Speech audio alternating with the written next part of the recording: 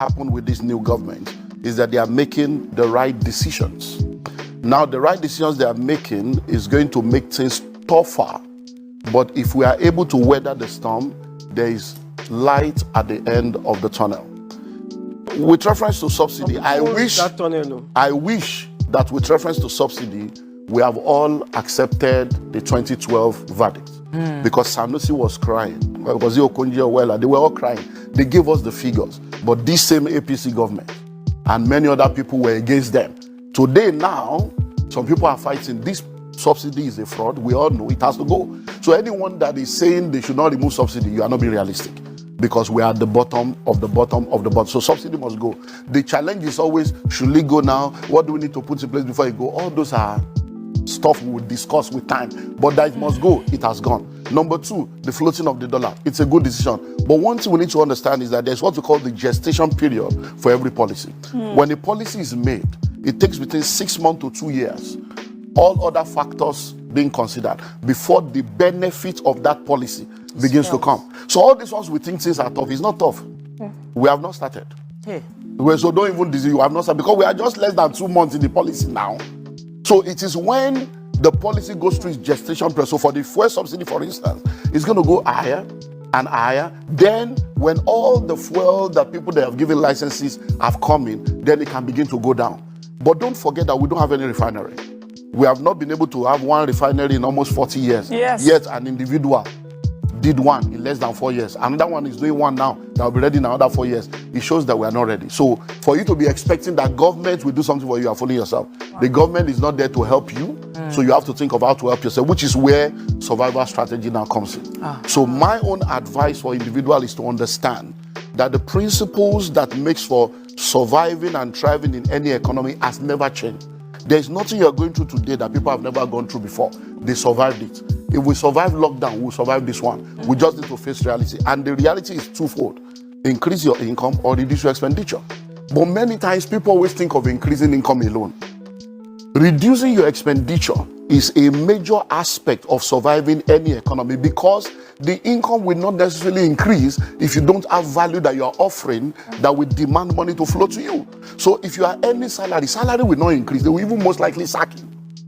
Because if I'm to advise an entrepreneur right now, entrepreneurs should be making the tough decisions. Tough decisions include letting go of people that you can survive without. Letting go of people so that you can be able to have a lean operation and then be able to survive as a business. So that means you that think that things are tough, that the salary is small, you will most likely even lose that small salary, because entrepreneurs will have to make the tough decision. So number one is reducing your expenditure. And I want to deal with the major aspect of life. And please listen to me objectively if you want solution. Everyone needs to understand that majority of what you are spending money on, you don't need to spend money on them. You are spending money on them because somebody has programmed you to think that way. And until we go back and face reality, we're going to remain. So let's go to the major thing. Food, clothing, shelter, academics. Those are the things that take money. So let's break it down. Number one, food. You say 3 square meters. Is 3 a square or a triangle? Who told you you must eat 3 times a day? That's part of the setup. So we have all been grown. Oh, breakfast, lunch, and dinner. Where? Who told you that? Who defined it such? So even when you are not hungry, you are asking for food. You ask yourself, "Hey, where's my lunch? Are you hungry? Hey, but I've not eaten lunch. Must you eat lunch?" So everybody must go sit down as a family and say, "Okay, in this family, from today, 011, 101, 001, whatever, you must reduce your food."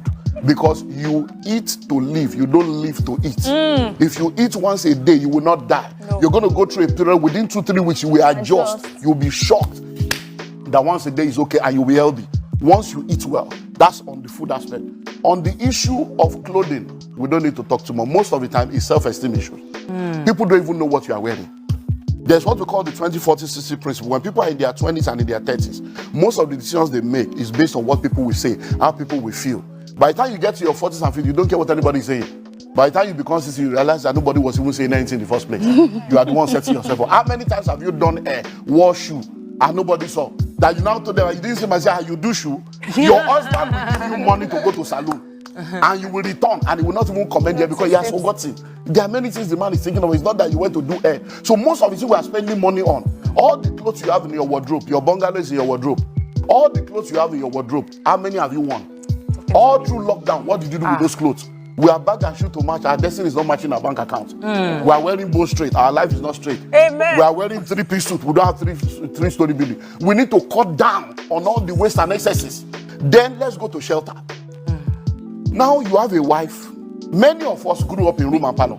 You want to stop it? Husband, wife, and 5 children. We grew up in one room. We grew up in room and parlor. We survived. Cutting was what our parents were using to survive. They didn't have car, they were happy. Now you have cars, you are sad. Now you are in duplex, you are frustrated. Why? Because we have built our appetites over the years based on materialism, what people will think, what people will feel, and we have set ourselves up. You'll be amazed that in Lagos today, the illiterates are the landlord, the educated ones are the tenants. All those people we call illiterate that we think they don't have brain, they are the ones buying land, building houses. You now, you go and park a 14 million naira car in a 8 million naira rented apartment. You think you are a big boy, you lack understanding. And the tenant will be calling you a guy tenant, landlord will be calling you a guy tenants. So we need to cut down on houses.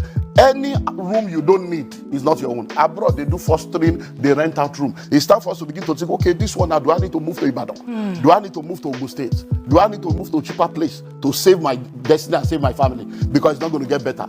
Do I need to move from 3-bedroom to 2 or from a duplex to a flat? Do we need to cut? That is what needs to happen. Then let's go to education. So Olumide Emmanuel has been giving us some gbas that we need in the season. And some of us are already reanalyzing our expenditure, even right on the show. You need to act on these things. You were going to go into education. So let's go into education. Number one, who told you that you must go to school? Where did you get the idea from? Who ingrained that thinking into you? A child is not supposed to go to school until the child is 4 years old. Because we destroyed the public education, a generation of private school owners came and started coming up with products to take money from our pocket and program us into the bondage of education. So they start talking of preschool, kindergarten, all kinds of names for the first 4 years where nothing. And many people now, that's what you are spending money on. So your husband is earning 250. You are earning 80,000 or 100,000. So the total money coming to your family is 350. The school fees you are paying is 200. Where's the wisdom? Can't somebody stay at home and say, look, you know what? For the first 4 years of my child's life, I'm going to stay. I'm going to homeschool this child. My husband, you'll be working. I will stay at home. Many women that are working today, they are not supposed to be working. It has nothing to do with family. It's about my family. What's our family value? This is the formative stage of this children. Stay at home because what you are going to earn is not even anything. You are going to earn 100. So if you are earning something big, they might say, okay, Oni, maybe you, the man will be the one to